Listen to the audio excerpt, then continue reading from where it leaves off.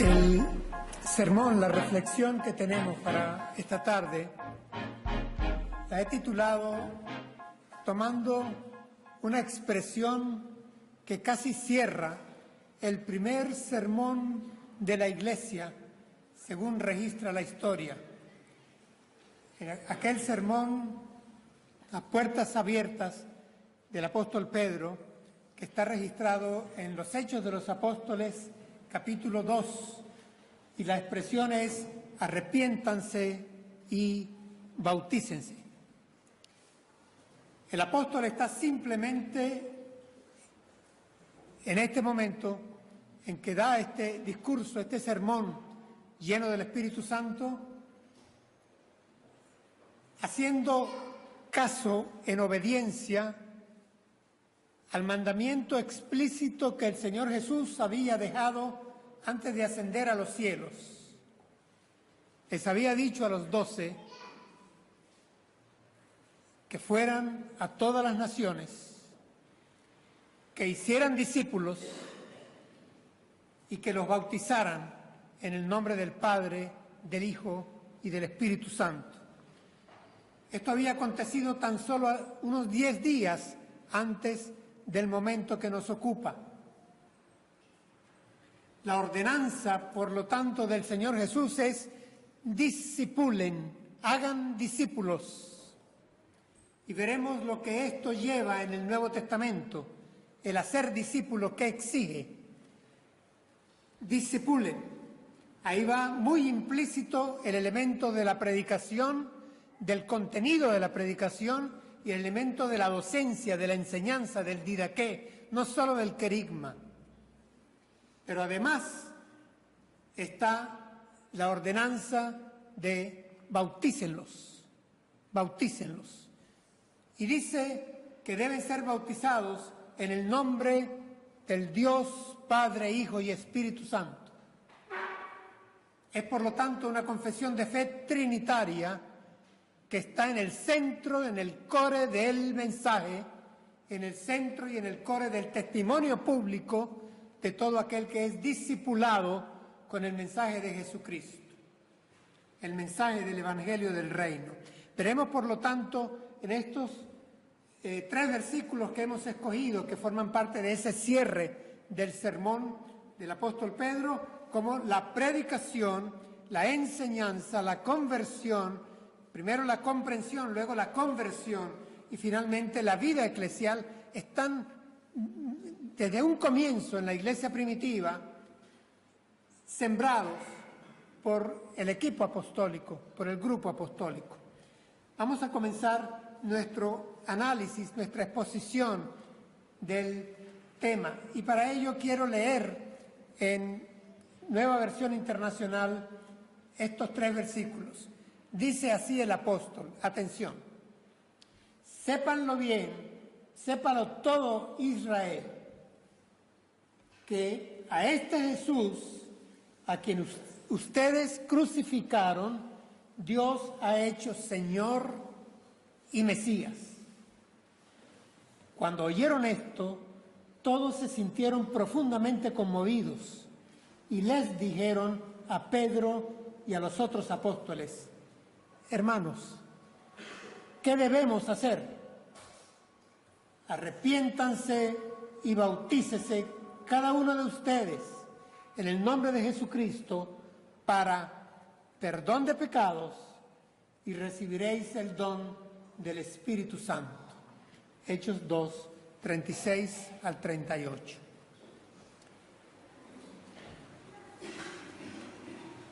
Sépalo bien. Así va la exhortación de cierre del apóstol. Sépalo bien. Sépalo bien toda la casa de Israel, dice Reina Valera. Sépalo bien todo el pueblo. Sépalo bien todo el que escucha. Sépalo bien. Noten, hermanos, por favor, que el sermón del apóstol Pedro está apelando al entendimiento. Sépanlo. El vocablo griego es ginosko, tiene que ver netamente con conocimiento, con el uso de la mente.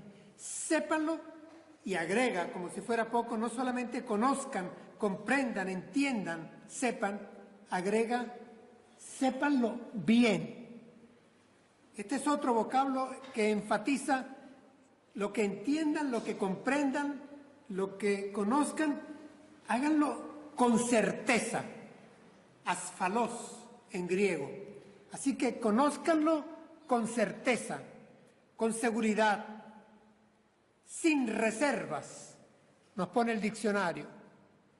Es decir, el apóstol está apelando, lleno del Espíritu Santo, con un sermón que lleva a su cierre a una exhortación a que se ejercite el conocimiento, la comprensión del mensaje y que esto sea sin reservas. Es decir, que se piense bien la predicación que se está oyendo y por lo tanto, hermanos, los que son portadores de la predicación deben de predicar inteligiblemente también. Es decir, la predicación debe ser inteligente y apelar a la inteligencia del receptor. Conózcanlo, compréndanlo, sépanlo bien, pide el apóstol. Pero, ¿cuál es el contenido de la predicación? ¿Qué es lo que todo hombre y toda mujer debe oír de nuestros labios? Oír con precisión meridiana, con nitidez, con claridad, entender bien, saber bien, conocer con certeza y sin reservas. ¿Cuál es el contenido de la predicación? El apóstol lo dice, a este Jesús. La predicación es Jesús de Nazaret. El centro de la predicación es Jesús. Pero hermanos, hay muchos Jesús. Así como en tiempos del Señor Jesús había otro Jesús en Palestina. No era un nombre extraño. Otros lo tenían. Por ello, a Jesús se le identifica en los evangelios como Jesús de Nazaret, como el hijo del carpintero, para precisar que a un Jesús histórico. Nosotros somos hijos de un siglo en el cual la teología quiso hacer añicos al Jesús histórico, la teología liberal. Teólogos protestantes y católicos quisieron hacer diferencia entre el Cristo de la fe y el Cristo de la historia. Nosotros consideramos que los evangelios son documentos históricos y son documentos de fe. Ahí está la revelación de Dios dada por el Espíritu Santo de Dios a unos hombres de Dios que se apegaron estrictamente a lo que había acontecido y se referían a este Jesús. Este Jesús, no a otro. No es a un Jesús sesgado, no es a un Jesús maquillado. Jesús lo vemos en muchos altares hoy en día. Hay quienes lo consideran un gran maestro, otros un gran revolucionario, hay quienes les consideran el avatar pues de turno en aquel entonces, un hombre bueno, alguien que adelantado a su tiempo pero que se quemó, alguien que fue víctima del imperialismo romano y entonces lo toma la teología de la liberación, en fin, ¿con qué Jesús nos quedamos? ¿Con el Jesús del arte? No, es con este Jesús, dice el apóstol. Sépanlo bien, entiéndanlo bien, quien oye nuestra predicación, que lo entienda claro, que lo conozca bien, predicamos es a este Jesús. Este Jesús lo va a definir en breves palabras el apóstol Pedro. Dice, este Jesús, ¿saben quién? Este Jesús a quien ustedes crucificaron. Primera parte del boceto que toma forma, porque se hizo carne, el Verbo se hizo carne y habitó entre nosotros. Este Jesús murió en la cruz, pero agrega algo más el apóstol. No dice que murió en la cruz, dice a quien ustedes crucificaron.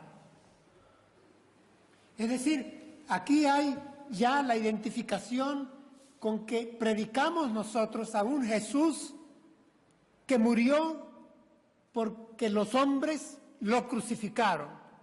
Cumplían la profecía, sí, cumplían la profecía, pero Él murió por nuestras rebeliones, fue herido por nuestros pecados, la maldad nuestra cayó sobre Él, por nosotros Él fue destruido, su cuerpo fue traspasado, molido. Así que aquí el apóstol está diciendo algo central cuando prediquemos el Evangelio, a este Jesús. Es indispensable, hermanos, que aclaremos y lo pongamos y recordemos que este Jesús fue crucificado para expiar el pecado mío y tuyo, para expiar el pecado de quien nos está oyendo. Es el siervo sufriente, es el Cordero de Dios que quita el pecado del mundo. Es a este Jesús a quien tenemos que predicar. Es a este Jesús que nos tienen que comprender, que nos tienen que conocer en la predicación clara, una predicación centrada en los evangelios que son documentos de fe y son documentos de historia. Pero agrega algo más. No solamente es Jesús el crucificado, el que vosotros extinguisteis, dice en el griego, el que vosotros extinguisteis. Dice que a este Jesús Dios lo ha hecho Señor y Mesías. Es a este Jesús al quien tenemos que predicar como el apóstol Pedro predicó, y es a este Jesús que tienen que oír los que oigan de nosotros la predicación, el querigma de la fe. Es un Jesús que fue crucificado por los pecados de quien nos está oyendo. Es un Jesús que, aunque fue crucificado, luego Dios lo exaltó a lo sumo y lo hizo Kyrios, lo hizo Señor, Señor de todo. La Escritura dice que Él lo ha hecho, dice Reina Valera, a este Jesús lo ha hecho, lo ha puesto. En la expresión de muchos textos originales dice lo ha celebrado, lo ha enderezado, lo ha establecido como Señor. Son preciosos esos verbos. Dios enderezó al crucificado, lo celebró, lo levantó, lo llevó al lugar supremo y lo puso como Señor. Esas fueron las palabras del resucitado. Recuerdan, todo poder me ha sido dado en cielo y tierra. Por lo tanto, vayan, hagan discípulos. Pero primero dijo, todo poder me ha sido dado en cielo y tierra. Es decir, Dios lo hizo Señor. Y que le quede claro a quien nos oiga la predicación, y que quede claro en nuestra predicación al hablar de este Jesús hoy en día, en el siglo XXI, en esta España, que estamos hablando del Jesús de la cruz, estamos hablando de la tumba vacía, de la exaltación como Señor y como único, que eso es lo que significa la palabra Cristo, o la palabra Mesías en hebreo, único, ungido, no hay otro. Y esto también provoca cierta alergia en el día de hoy, pero tenemos que predicarlo en la España de hoy. Seguimos predicando a este Jesús, el que fue crucificado para muerte expiatoria por los pecados de los hombres, que resucitó de entre los muertos por el poder de Dios y fue exaltado como Señor, y que no hay otro. Él es el único, el ungido. Esto es la predicación según este texto. Podríamos ampliar más si nos vamos por textos colaterales, afines, pero no debemos prolongar mucho el sermón esta tarde. Continúa el apóstol diciendo que cuando oyeron esta predicación, este cierre de la predicación del sermón, cuando oyeron de este Jesús, dice que todos se sintieron profundamente conmovidos. Aquí comienza o entra el elemento de la comprensión del mensaje. En la comprensión, lo cognitivo pasa a ser afectivo inclusive. Dice que se conmovieron. No quiero aburrirles con tecnicismos filológicos de etimologías, de vocablos, de palabras, pero el texto ahí es catanuso. Y catanuso dice agitados como si fueran heridos en vida. Esa es la conmoción que sintieron. Comprendieron ese mensaje que habían oído, les conmovió, los agitó como si estaban siendo heridos en vida. La predicación, por lo tanto, fue comprendida, a extremo de que entonces ellos dijeron a Pedro y a los otros apóstoles: hermanos, ¿qué debemos hacer? Fíjense que pasa de la comprensión a una respuesta dócil, a una respuesta en la cual niño se expresa no el orgullo, sino la necesidad espiritual. ¿Qué debo hacer? Nos recuerda la pregunta de rodillas del carcelero en la ciudad de Filipo: ¿qué debo hacer para ser salvo? Es la misma pregunta que está acá. ¿Qué debemos hacer? Hermanos, si aquí en esta tarde hay alguien, o si a través de las redes sociales alguien oirá este sermón, que se haga esa pregunta. Frente a este Jesús, si entiendes que hablamos del Jesús que murió en la cruz, que fue resucitado de entre los muertos, que ascendió a los cielos y fue glorificado, que es el único en quien hay salvación y vida eterna, tienes que preguntarte: ¿qué debo hacer frente a este Jesús? ¿Qué debo hacer? Aquí hay un deseo de corregir, aquí hay un deseo de cambiar. Sabemos que el querer lo pone Dios. Es el Espíritu Santo de Dios el que estaba tocando a estos hombres y les estaba conmoviendo y haciéndose llegar hasta el extremo en donde dicen: estamos dispuestos a hacer lo que sea necesario. ¿Qué debemos hacer frente a este Jesús? La respuesta comienza con lo que es el título de nuestro breve sermón de hoy: arrepiéntanse, arrepiéntanse, arrepiéntanse. Aquí viene la conversión. Hemos pasado de la predicación, hemos pasado a la comprensión y ahora estamos en la conversión. Arrepiéntanse.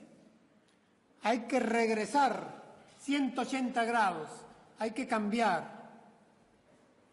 Arrepiéntanse, es metanoia la expresión que se usa, pero la tenemos muy bien y muy florida en nuestro castellano, la entendemos plenamente. Arrepiéntanse, dice el apóstol Pedro. Arrepiéntanse. Es el nuevo nacimiento lo que se está exigiendo acá, y eso se exige a sabiendas de que solo el Espíritu Santo de Dios podrá hacerlo, llevarlo a cabo en la persona que está oyendo el mensaje. Quien sea que oiga este mensaje, confíese que si su corazón está siendo conmovido frente a este Jesús, el Espíritu Santo de Dios es quien lo está conmoviendo, quien lo está agitando y le lleva al arrepentimiento, es decir, a un nuevo nacimiento. Arrepiéntanse, arrepiéntanse, cambien.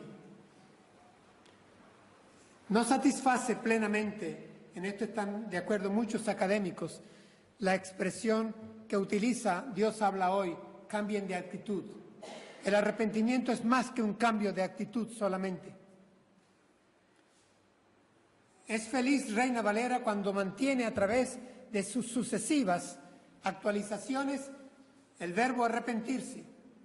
La Escritura exige arrepiéntanse, arrepiéntanse. Lo encontraremos desde Juan el Bautista, que predica el arrepentimiento. En todo el Nuevo Testamento se predica arrepentimiento, se predica el arrepentimiento. Y lo entendemos nosotros en nuestro castellano, arrepentimiento. Y dice, arrepiéntanse y bautícense. Bautícense. Aquí estamos ya es en el testimonio público. Arrepiéntanse y den un primer paso de obediencia pública, den testimonio de ese cambio que se ha operado en ustedes por la gracia del Espíritu Santo de Dios con el bautismo. Arrepiéntanse y bautícense. Miren bien que la expresión es cada uno de ustedes, porque hermanos, esto es algo muy, pero muy personal.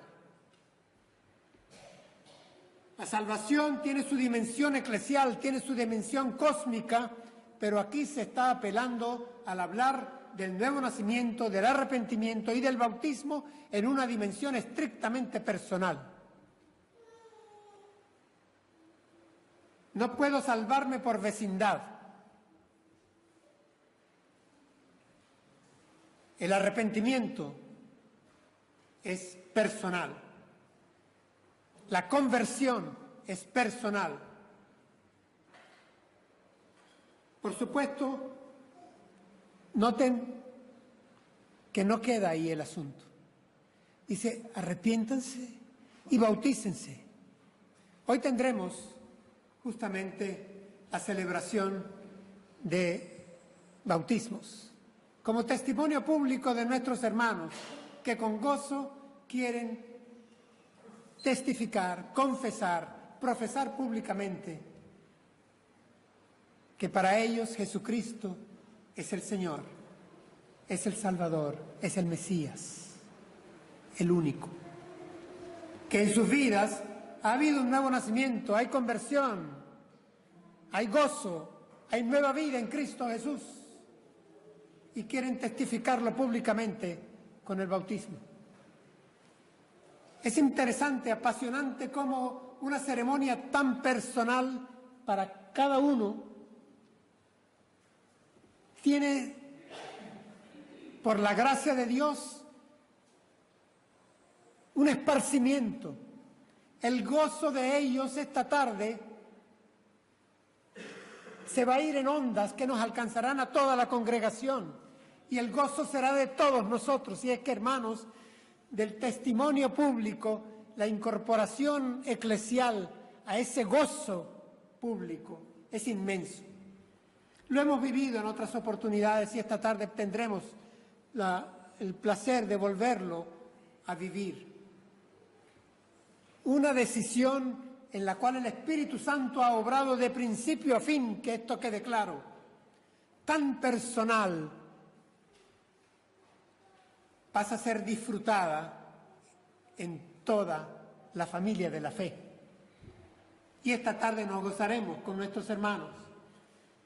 Como si fuera poco, el apóstol no pierde la oportunidad para decir que esta cadena, que se inicia con una predicación fiel a este Jesús, esta predicación que pasa por la comprensión, que pasa por la conversión y que pasa por el testimonio público, lleva, por supuesto, a una conclusión feliz, y es que hay perdón de pecados y se recibe el Espíritu Santo de Dios. El Espíritu Santo de Dios no es consecuencia del bautismo, ni el perdón es consecuencia del bautismo, ha de quedar claro. El bautismo no tiene ningún poder de regeneración, no tiene ningún poder. El Espíritu Santo trabaja en el creyente haciéndole nacer de nuevo. Ya ahí está el hombre nuevo, la mujer nueva que ha nacido. La cadena le lleva a toda una vida de santificación, pero el Espíritu Santo lo tiene consigo desde el mismo momento en que nació de nuevo. Porque nadie puede nacer de nuevo si no fuere por el Espíritu de Dios. Así que no estamos nosotros predicando la necesidad de una segunda experiencia para recepción del Espíritu Santo de Dios. El Espíritu Santo de Dios entra en el creyente en el momento en que nace de nuevo, para gloria de Dios, sin medida, lo plena, totalmente, por voluntad de Dios, lo hace nacer de nuevo, para perdón de pecados, para vida eterna. Viene completo. La tarea de la santificación es posterior y lleva toda la vida. En ella estamos. Y como comunidad de fe, como familia de Dios, nos gozamos en esta ordenanza del bautismo. Quisiera, para concluir y cerrar, que quede bien claro lo que hemos expuesto en estos textos. Primero, la predicación del mensaje debe de llevar a este Jesús que fue crucificado y que es el Cristo y es el Señor. Esta predicación nos debe llevar a la comprensión, al uso del entendimiento. La comprensión nos ha de llevar a la conversión, al arrepentimiento. La conversión nos ha de llevar al testimonio público, al bautismo. Y hemos de recibir como recompensa del acto que el Espíritu Santo realiza en nosotros el perdón de pecados y el don supremo, el Espíritu Santo de Dios que pasa a habitar en nosotros. Así pues, hermanos, hoy vamos a dar continuidad a nuestro culto con la celebración del bautismo de 3 hermanos que hemos ya por mucho tiempo tenido entre nosotros. ¿Recuerdan la pregunta de aquel hombre que regresaba de Jerusalén al África? Aquí hay agua. ¿Qué impide que yo sea bautizado? Para el que cree, ya. Si crees, puedes. Y hoy hay bautismo. Este pasaje de Hechos 2 termina con una expresión bellísima, diciendo que el Señor añadía a su iglesia los que iban siendo salvos. Salvos por completo. Salvos ya, desde ya y para siempre. Y nadie los arrebatará de su mano, dice el Señor. Seguridad en la salvación. La perseverancia de los santos garantizada por el Espíritu Santo de Dios que los ha sellado desde que nacieron de nuevo. Hoy tan solo disfrutaremos de esta salvación tan grande, expresada por ellos en testimonio público. Les pido que me acompañen en oración de acción de gracias a nuestro Padre Celestial.